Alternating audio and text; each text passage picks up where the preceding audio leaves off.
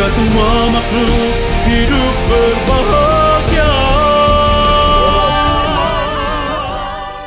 Hai, salam pejuang Dharma. Hari ini adalah episode pertama Dharma Whisper.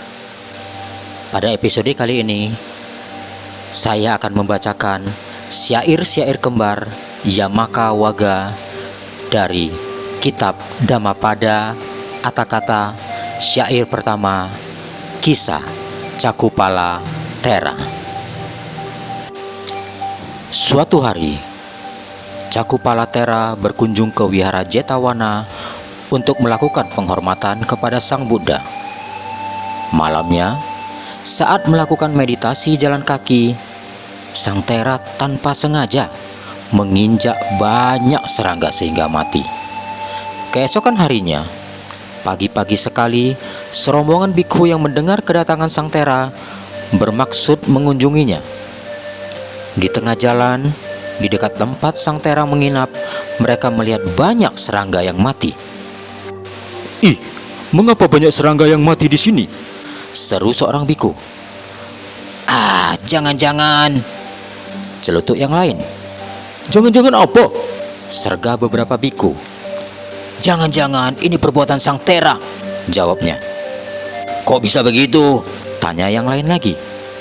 "Begini, sebelum Sang Thera berdiam di sini, tak ada kejadian seperti ini. Mungkin Sang Thera terganggu oleh serangga-serangga itu. Karena jengkelnya, ia membunuhnya. Itu berarti ia melanggar winaya. Maka perlu kita laporkan kepada Sang Buddha," seru beberapa biku. "Benar, mari kita lapor kepada Sang Buddha bahwa Cakupala Thera telah melanggar winaya," timpal sebagian besar dari biku tersebut. Alih-alih dari mengunjungi Sang Thera, para biku itu berubah haluan, berbondong-bondong menghadap Sang Buddha untuk melaporkan temuan mereka bahwa Cakupala Thera telah melanggar winaya. Mendengar laporan para biku, Sang Buddha bertanya, "Para Bante, apakah kalian telah melihat sendiri pembunuhan itu?" "Tidak, Bante," jawab mereka serempak. Sang Buddha kemudian menjawab, "Kalian tidak melihatnya. Demikian pula Cakupala Thera juga tidak melihat serangga-serangga itu karena matanya buta. Selain itu, Cakupala Thera telah mencapai kesucian arahat.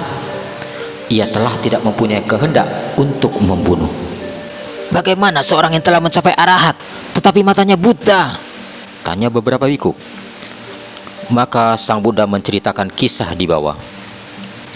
Pada kehidupan lampau, Cakupala pernah terlahir sebagai seorang tabib yang handal.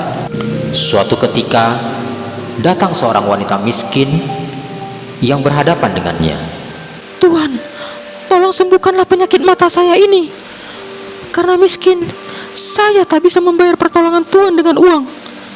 Tetapi apabila sembuh, saya berjanji dengan anak-anak saya akan menjadi pembantu Tuhan," pinta wanita itu. Permintaan itu disanggupi oleh sang tabib.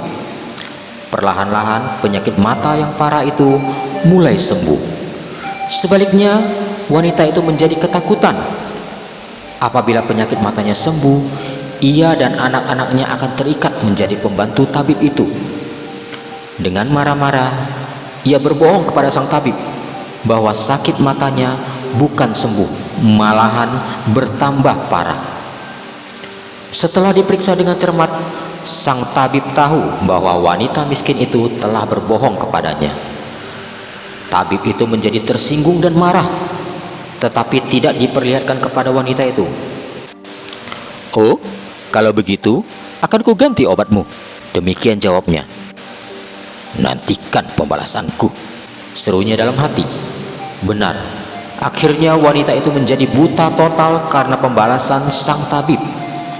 Sebagai akibat dari perbuatan jahatnya, tabib itu telah kehilangan penglihatannya pada banyak kehidupan selanjutnya. Mengakhiri ceritanya, Sang Buddha kemudian membabarkan syair di bawah ini. "Pikiran adalah pelopor dari segala sesuatu. Pikiran adalah pemimpin. Pikiran adalah pembentuk. Bila seseorang berbicara atau berbuat dengan pikiran jahat, maka penderitaan akan mengikutinya. Bagaikan roda pedati mengikuti langkah kaki lembu yang menariknya.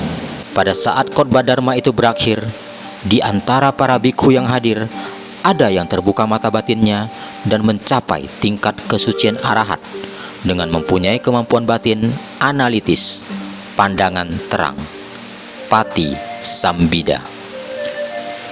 Pesan moral dari cerita ini adalah, janganlah menghakimi seseorang tanpa melihat kebenarannya terlebih dahulu. Demikianlah kisah Cakupalatera pada episode hari ini. Terima kasih telah mendengarkan Dharma Whisper episode pertama ini. Semoga teman-teman selalu diberi kesehatan dan selalu mendapat lindungan dari Sang Triratna. Saya mengucapkan terima kasih atas dukungan teman-teman dan saudara-saudari sedharma dalam mendukung Dharma Production House.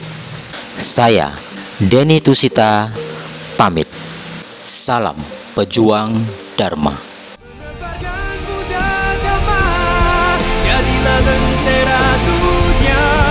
Semoga semua makhluk hidup berbahagia.